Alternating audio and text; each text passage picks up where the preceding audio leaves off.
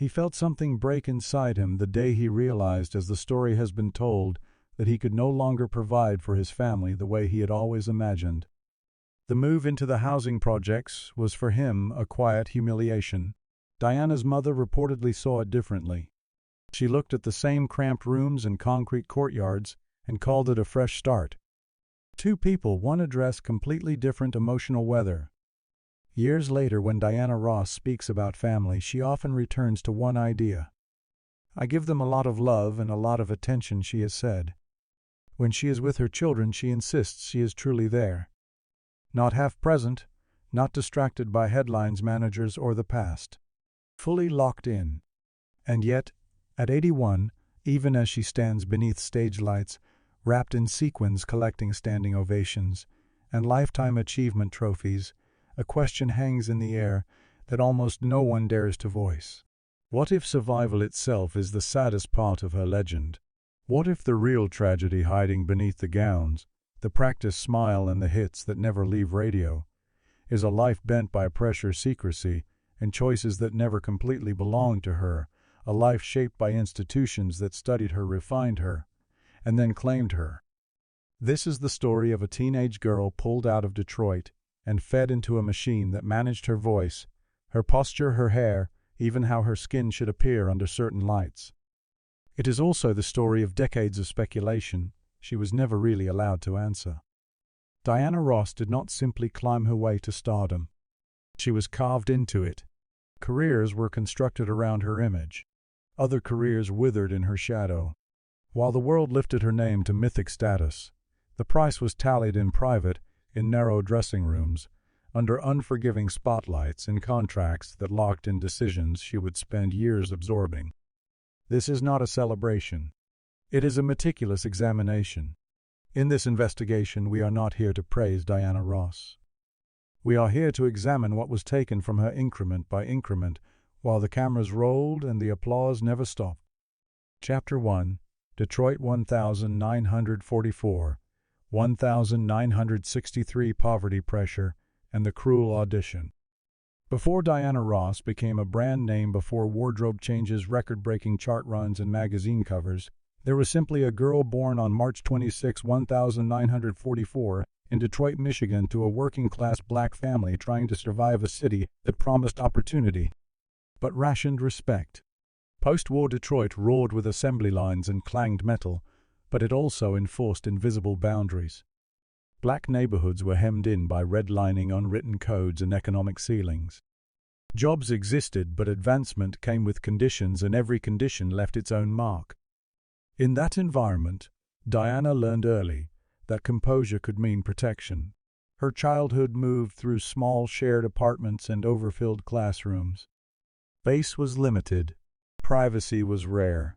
Teachers took notice not because she shouted above everyone else, but because she didn't. Church members observed the same thing. She wasn't the loudest voice in the choir, nor the most technically powerful. What stood out was control. She could stand perfectly still where others swayed. She maintained eye contact without open challenge. She learned to read rooms in a city where being seen at the wrong moment could invite trouble. To be understandable but not threatening became a talent in itself. Music arrived through school programs, church gatherings, and local talent shows. By her early teens, Diana and her friends rehearsed anywhere they could claim a few square feet basements that smelled of concrete and dust, living rooms with furniture pushed against the walls, borrowed community halls that hummed with fluorescent lights. The melodies mattered, but the appearance mattered just as much. Detroit teens knew the story that floated up and down West Grand Boulevard. There was a new company in town, Motown, looking for black performers they could polish for national radio and television. Motown was not just another label. It was a gate, and gates are there to decide who is allowed through. When Diana joined the teenage group that would become the Supremes, the first auditions did not feel like talent showcases. They felt like inspections.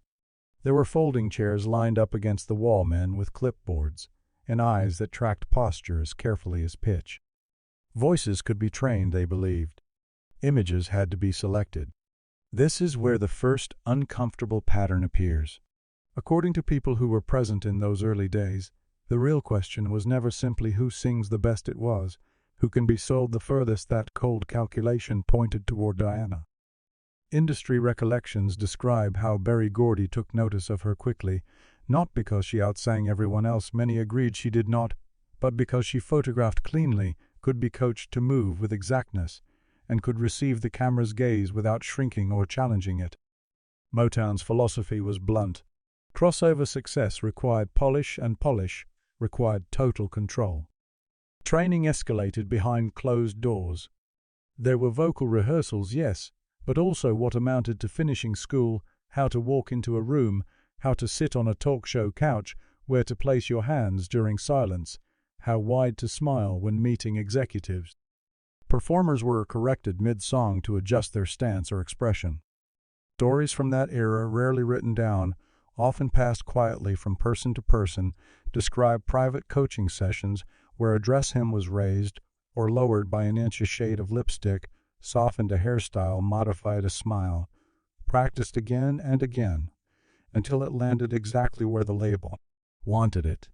Whether every small detail is accurate matters less than what they collectively reveal. The body was part of the product. Then comes the detail that would later ignite decades of debate. Motown frequently prioritized face over voice. Lead parts began to drift. Harmonies tilted gently toward Diana. These shifts did not happen in a single meeting or with a dramatic announcement. They crept in over months and then years, tiny adjustments that gradually hardened into structure. By the time anyone felt ready to object, the hierarchy was already baked into schedules, publicity plans, and contracts. Inside the group, tension began to swell. Other members saw the center position gravitate toward Diana. Microphones and camera angles started to favor her. Interviewers directed most questions her way. No one pointed a finger at her outright. The real power was not technically hers, at least not yet. But the effect was identical. Silence became a survival tactic. Speak up and risk being labeled a problem. Stay quiet and hope that the rising tide of success might protect you. The lessons from Detroit echoed through Motown's halls. Outside the studio, segregation shrank the horizon of what was possible. Inside, the pressure was surgical and precise. Black performers were being prepared for white audiences' living rooms. That meant smoothing out edges, adjusting sound, softening speech, refining posture, reshaping hair. For Diana, it meant hearing sometimes gently and sometimes sharply that stillness was safer than power, and that control would be rewarded if she did not demand too much freedom with it. Rumors circulated around the building that Berry Gordy's focus on her came with an unspoken set of expectations, that mentorship blurred into influence, that closeness to the boss brought protection but also obligations. None of that appeared in official paperwork. It did not have to. It was communicated in glances, in who was invited into which room, and in whose calls were returned. In the early 1960s, a teenage girl did not sit across the table and negotiate her terms. She learned them by watching which faces simply stopped appearing at rehearsals. By 1962, the machine had made its choice. Diana's name inched forward. Publicity photos moved her by degrees into the center. Magazine blurbs began to present her as the face of the group. Contracts, according to later accounts, reflected that shift. Detroit, the city that had raised her, the blocks that taught her caution, faded behind endless practice sessions, etiquette lessons, and rules that allowed no rest. School yielded to travel itineraries. Childhood friends were replaced by handlers, chaperones, and staff. The trade-off was made with shocking speed, personal freedom exchanged for access, unfiltered voice exchanged for worldwide visibility. Diana became adept at absorbing correction without complaint.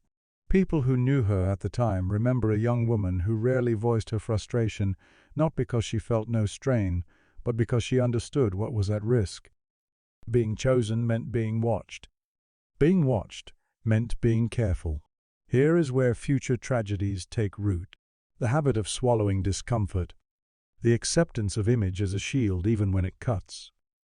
The belief that saying less will keep you safe. From the cold streets of Detroit to the polished floors of Motown, the message stayed the same: once the system selects you, you no longer fully belong to yourself. By 1963, the Supremes stood on the edge of national breakout. The decision had already been made. Diana was positioned at the front, flawless, composed, self-contained. The curtain was about to rise. The applause was inevitable. So were the consequences. The applause did not arrive softly. It crashed over them in a single season and never really receded. In January 1964, while winter still clung stubbornly to Detroit, Diana Ross stepped onto national television with a strange, heavy awareness. Something was different now. Motown's experiment had worked. The Supremes were no longer just another promising girl group. They had become an event. And events are not guided. They are managed. On January 13, 1964, Where Did Our Love Go hit #1. Within weeks, booking requests poured into West Grand Boulevard like floodwater. The group's calendar hardened into a grid of rehearsals, flights, tapings, hotel check-ins, and quick changes. Success demanded choreography far beyond the stage. Every entrance was timed. Every answer to every question was rehearsed. Every smile had a purpose. What the public labeled elegance was behind the curtain relentless pressure. Inside the group, the internal order shifted almost immediately. During early 1964 rehearsals, staffers began to rearrange microphones, camera placements, and blocking for television appearances. Tiny adjustments at first, easy to ignore, easier to excuse. But they repeated. At sound checks, Diana's microphone was tested first. During interviews, the host's gaze and questions drifted toward her, as if pulled by gravity.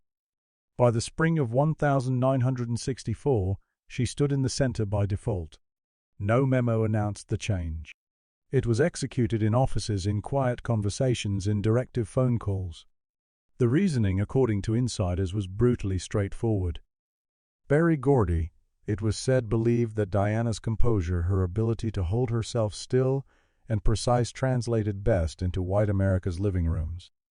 Under harsh studio lights, she photographed in a way executives deemed safe. She moved with restraint, never spilling over the edges of the frame. The calculation was commercial, not purely artistic. The label chose a face, then slowly rearranged the narrative to justify that choice. That decision carved directly into Florence Ballard's fate. Among musicians, and those close to the group, Florence was widely regarded as the powerhouse voice, the one whose raw tone could shake a room. But the squeeze did not arrive as a single blow. It arrived in fragments. One less lead vocal here. A shorter speaking segment there. A meeting held without her. By the end of 1964, unease had set in. So had changes in her body. Her weight went up and down under strain. Management described these shifts as professional concerns. The phrase seemed neutral. It quickly became ammunition. In 1965, the schedule intensified further. Tours stretched into punishing rooms. Travel blurred days into each other. Staff notes from that period describe late-night rehearsals where criticism targeted Florence's stamina and appearance with growing intensity. Feedback came in the language of business, but it landed on her skin and her psyche. When she faltered, there were no safety measures, only consequences. The machine did not slow for anyone's pain. That same year, whispers solidified into rumors about new closed-door meetings, where contracts, according to later accounts, were quietly adjusted. Motown never released official documentation to confirm every detail, but former employees would go on to claim that royalty structures shifted even more heavily in Diana's direction. Authority narrowed to a single focal point. Decisions that had once belonged to the trio began to orbit one name. When Florence asked questions, when she pushed back, a label was applied: difficult. It stuck instantly. By February 1967, the fracture could no longer be hidden backstage. Florence began missing shows after collapsing under the weight of stress and exhaustion. Management moved with swift precision. Cindy Birdsong was brought in as a stand-in, then, without ceremony, as a permanent replacement. The reason offered to the public was reliability. The reality was removal. Florence's wardrobe was cleared from dressing rooms. Her access badge stopped working in certain spaces. The act carried on without missing a beat. Then came the quiet earthquake of July 1967. New promotional materials appeared. The name had changed. Diana Ross and the Supremes. No press conference. No explanation. No official goodbye. In one printed line, history was revised while everyone was still living through it. Power was no longer distributed. It was officially crowned. Backstage reports from that summer paint a picture of cold efficiency. Meetings were short. Orders were clear. Those whose careers improved kept their heads down. Those whose careers vanished had already lost their seats at the table. The machine rewarded compliance and erased resistance. Diana's silence became central to the story, not because she personally authored every decision, but because her elevated position required agreement. People close to her later recalled that she understood the damage unfolding around her and felt locked in place by contracts, loyalty, and fear. Success had become a kind of gilded confinement. While one trajectory shot upward, another spiraled out of sight. Florence Ballard's life cracked in the shadows. By 1968, financial problems surrounded her. Her health declined. Attempts to restart her career were met with indifference or stalled by closed doors. Friends recalled deepening depression and isolation. The same system that once depended on her voice offered nothing once she was no longer considered an asset.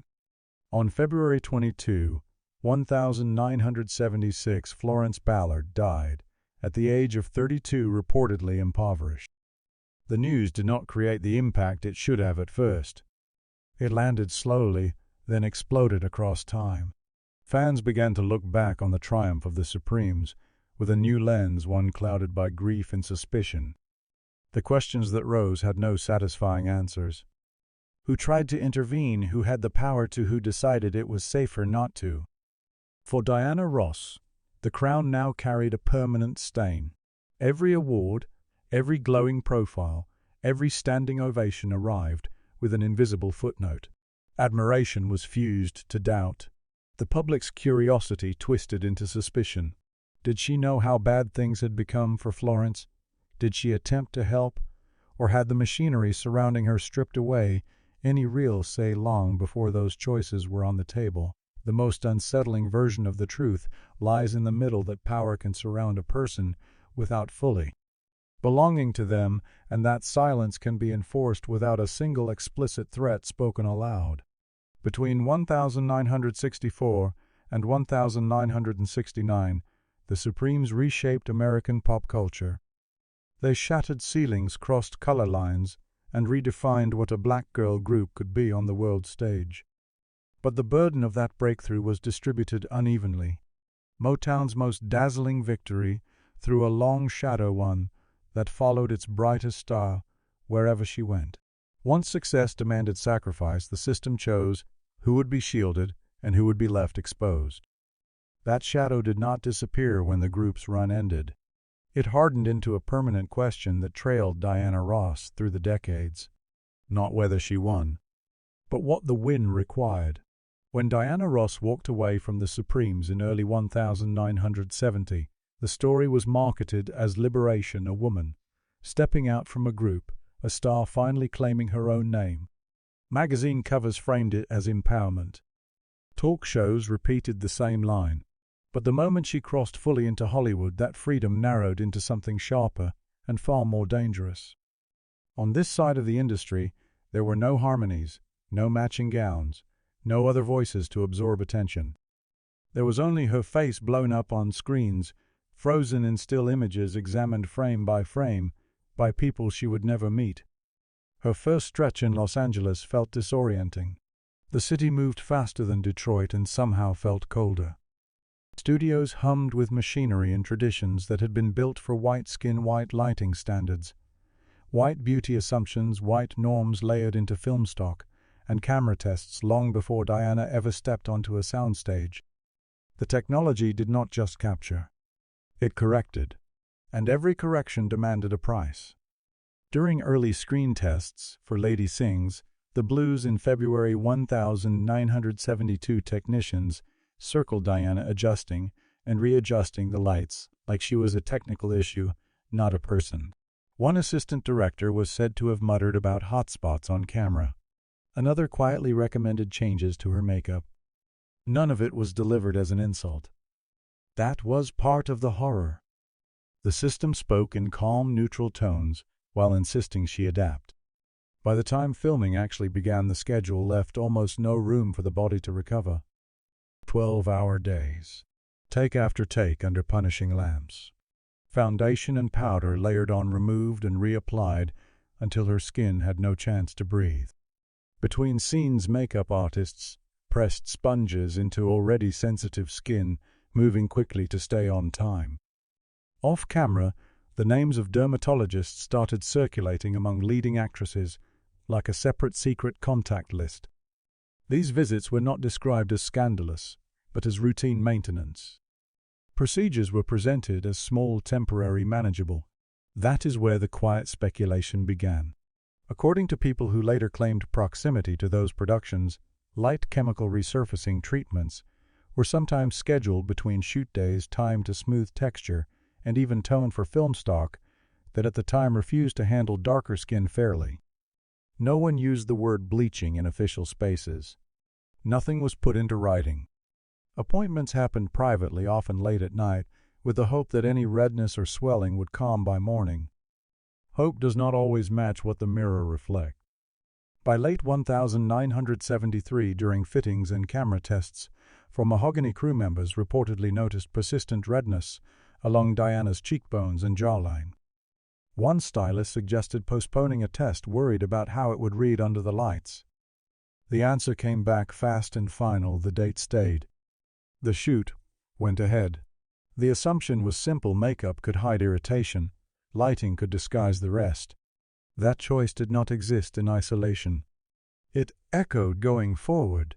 As the 1970s unfolded, Diana's image appeared to shift subtly, at first across films, television specials, and magazine covers. Fans noticed before critics did. Conversations began quietly in living rooms and beauty salons, then grew louder. By 1975, editors were reportedly receiving letters that asked why she looked different from one cover to the next. Publicists answered with a rotating set of explanations. It was the lighting, they said, or the specific film stock, or retouching by overzealous art departments. Each explanation contradicted the last. The lack of a clear, consistent story only fueled speculation. Inside the industry, the reality was more mechanical than mysterious. By then, Diana Ross was considered a high-stakes investment. Productions could not afford to halt. Contracts did not pause to accommodate healing. When her skin became more reactive, the response was not to slow down. It was to adjust everything around her. Filters were introduced. Shooting windows were narrowed. Light levels were brought down by small increments, barely visible to viewers, but crucial to the person standing under the lamps. According to those who worked on sets with her by 1977, sensitivity to bright light had become part of the routine. Between takes, Diana would shield her eyes or blink against the glare. Crew members quietly adapted and carried on. No one wanted to be the one to hold up production.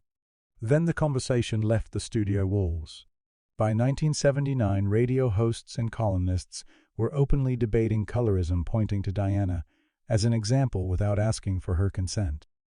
Was she, as some people claimed, changing herself to satisfy Hollywood standards? Or was she being pushed into that corner by a system that had made darker skin an inconvenience for decades?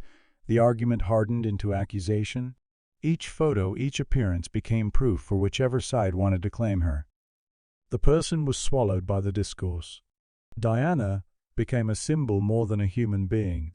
She did not issue a direct rebuttal. She had learned long before Hollywood that explanations invite interrogation, and interrogation rarely ends fairly for black women in entertainment.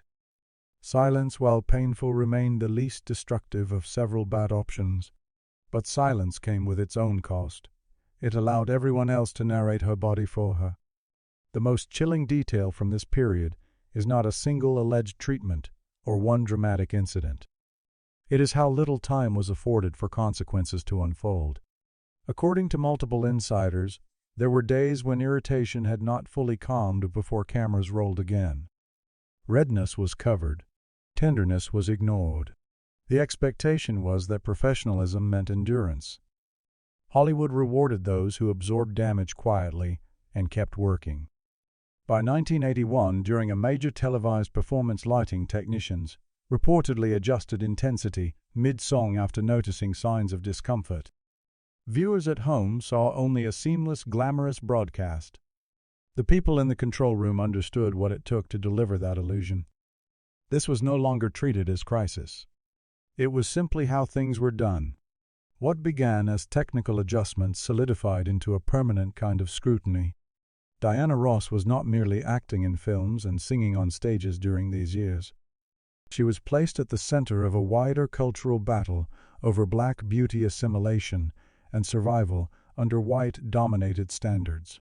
The industry that built and enforced those standards never truly stood trial. The woman who carried them on her skin did. By 1982, the pattern was fully established. Every new photo would be held up against an older one. Every appearance would reignite the same questions. Hollywood's focus drifted to newer faces and fresher stars.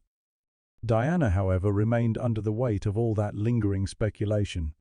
The tragedy of this chapter is not contained in one rumored procedure or one controversial image.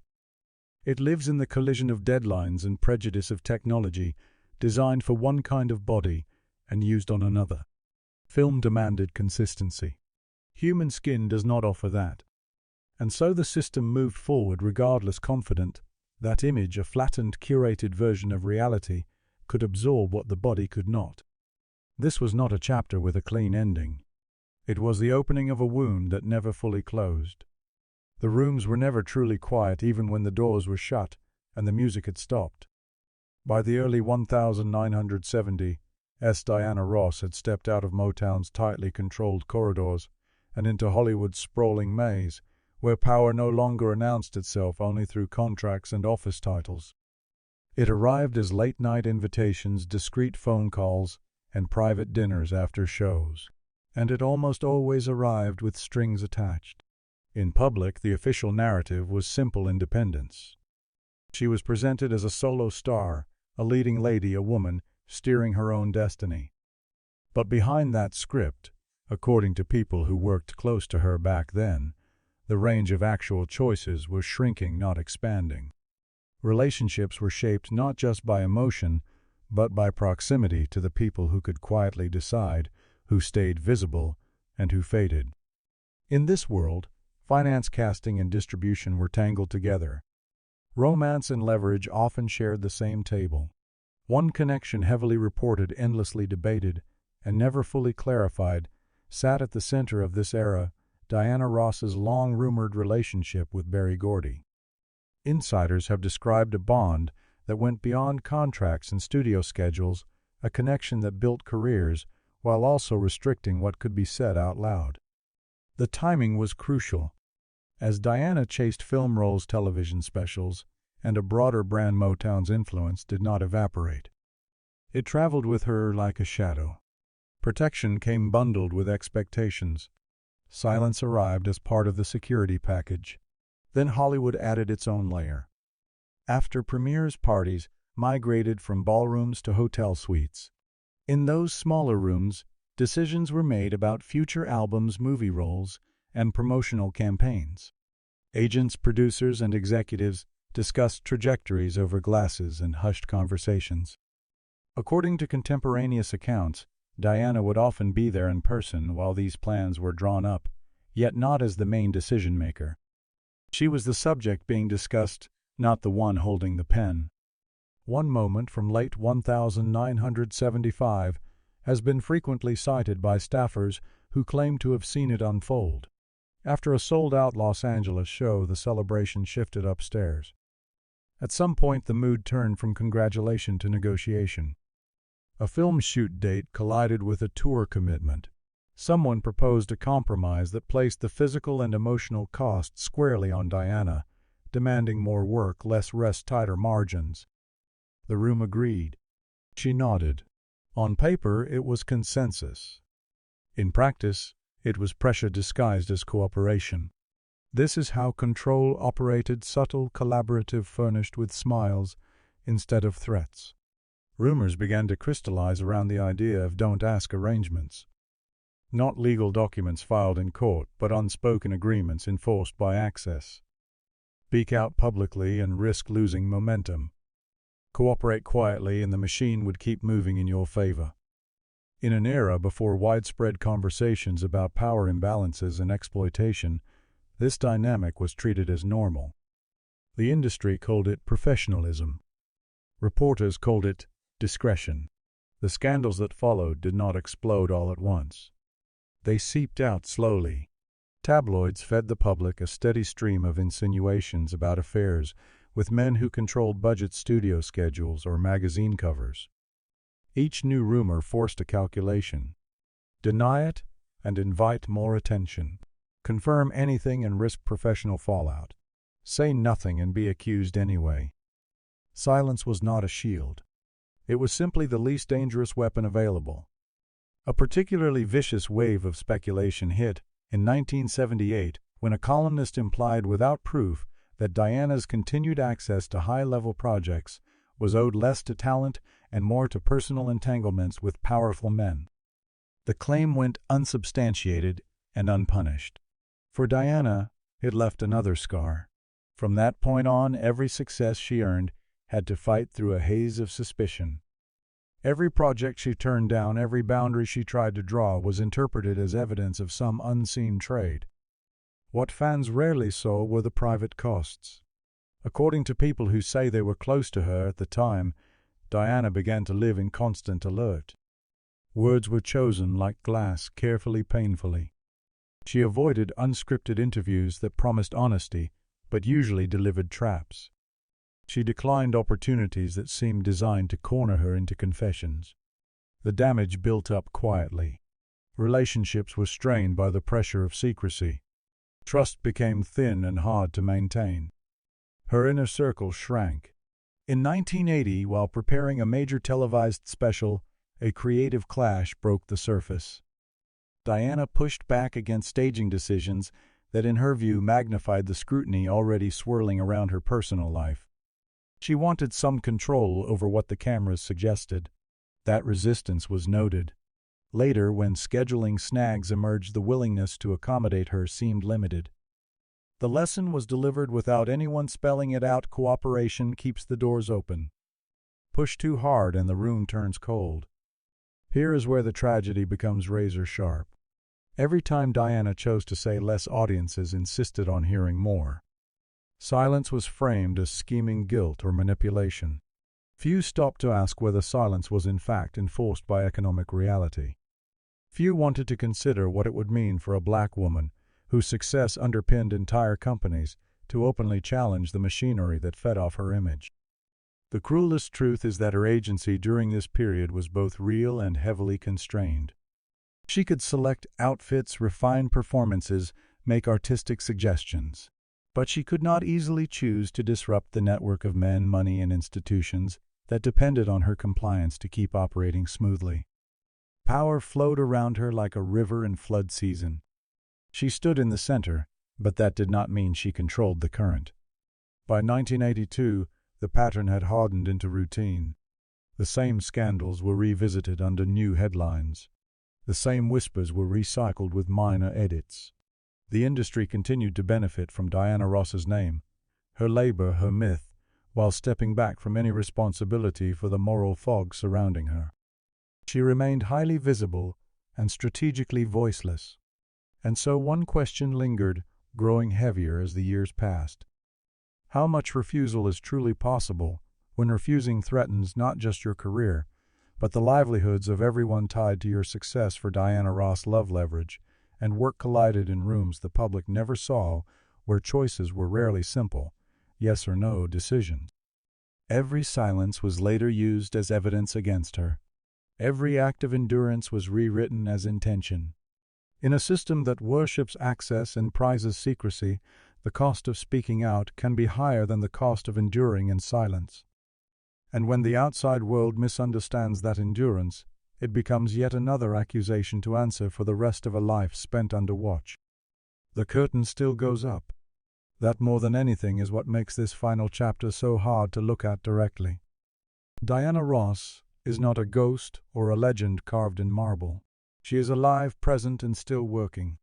She walks out onto stages, hears real applause, feels real lights on her skin. And yet every entrance now feels like a new hearing in a trial that never ends. The audience stands, cameras flash, and within minutes, judgment appears on screens in comment sections inside headlines, written by people who were not there. In an age where nothing really disappears and everything can be replayed, simply surviving is no longer a shield. It is another point of exposure. In the 2020s, Diana Ross keeps performing not because she has to sing to survive, but because the stage is still the one place where her story briefly matches her intent. There, for a few hours, she decides which songs are sung and how they are framed. But the moment she steps off stage, the narrative fractures. Every photo is zoomed in. Every video clip is pulled apart and repurposed. Social media freezes her face in the middle of a laugh or a blink and demands explanations for every angle. Is she too altered? Is she refusing to age properly? Is she hiding something? The questions stack up because the unwritten rules are brutally simple. She is not allowed to be old. The scrutiny sharpened around a series of high-profile appearances in recent years.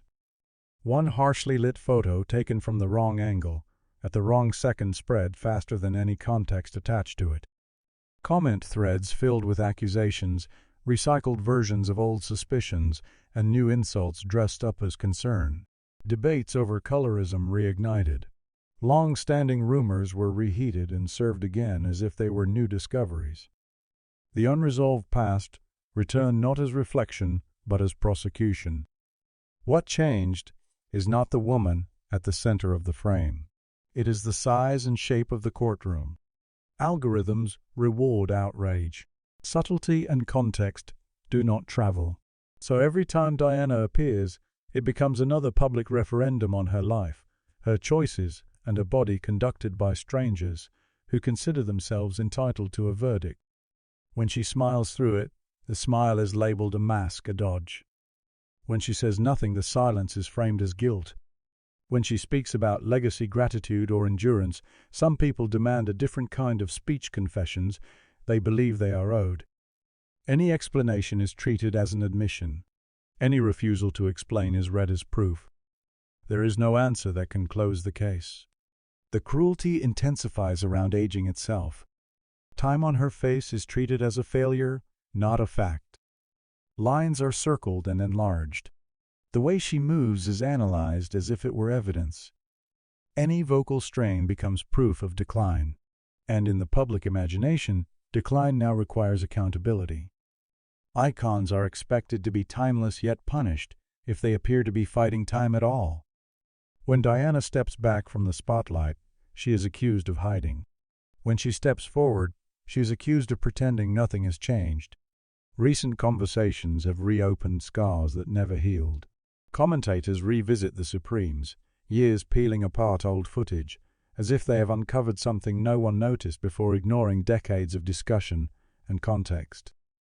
Others dig into her Hollywood era, isolating still frames and crafting elaborate narratives, without addressing the technology prejudice or contractual pressure surrounding those images. The system that designed those conditions remains largely unnamed. The woman who survived them is asked to answer for all of it. Then comes the demand for a final explanation, calls for Diana to finally tell the truth. But whose version of the truth is being requested on whose terms in this media economy? Confession rarely brings closure. It generates content. Anything she might say could be chopped into clips, repackaged, debated, and monetized by others. She appears to understand that very clearly.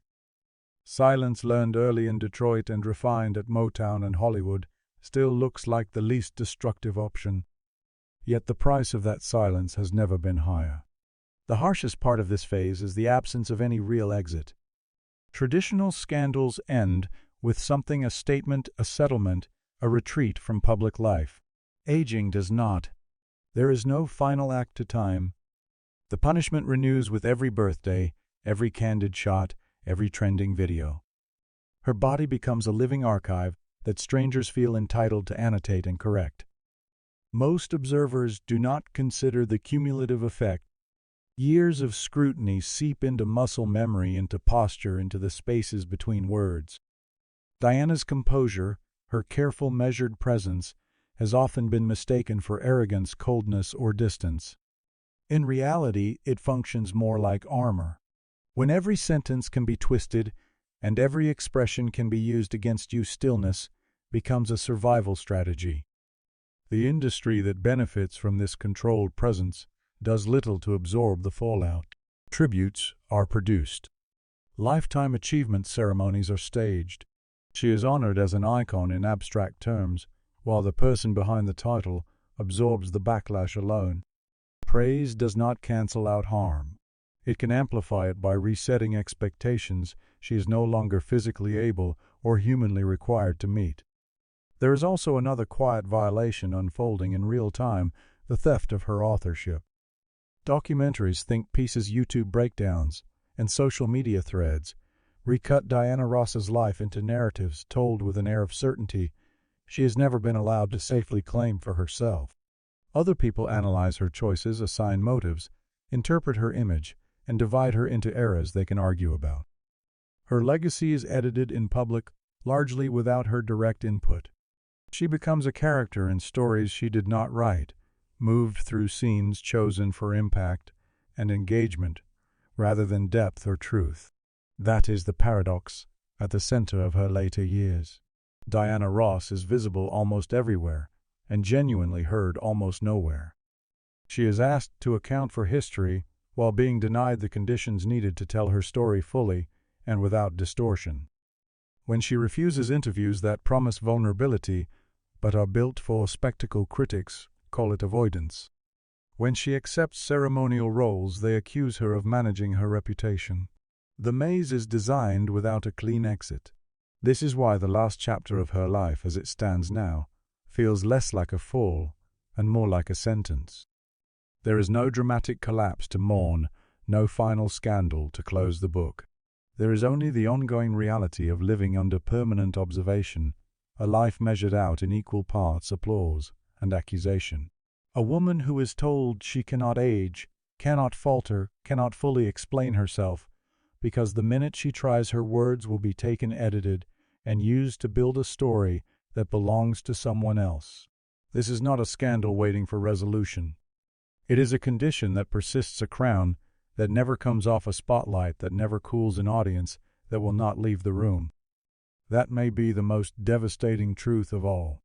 As this story comes to a close, one conclusion cuts through everything.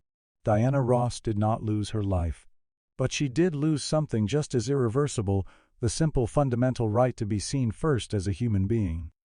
From a girl chosen too early to an artist shaped by systems she did not design, to an elder judged for the crime of surviving longer than her critics, her tragedy is not a single mistake or one dark secret. It is a lifetime of being watched, interpreted, and sentenced by others. So the question is no longer whether Diana Ross made all the right choices. The real question is how many choices she ever truly controlled. Was her silence driven by fear or built from survival? Was her endurance a sign of extraordinary strength, or simply the last option left in a world that never offered her a safe alternative? If you know someone whose life or personality mirrors this story, share their name in the comments. We'd like to explore their journey as well.